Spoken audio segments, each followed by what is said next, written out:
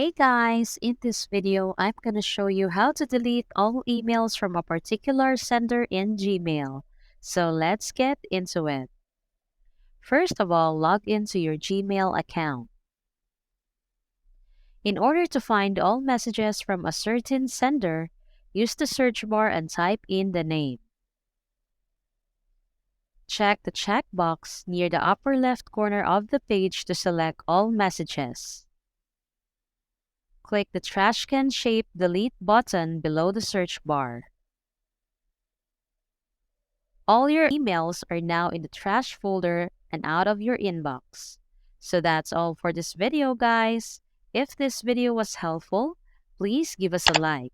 And don't forget to subscribe to our channel so you don't miss out our new uploads.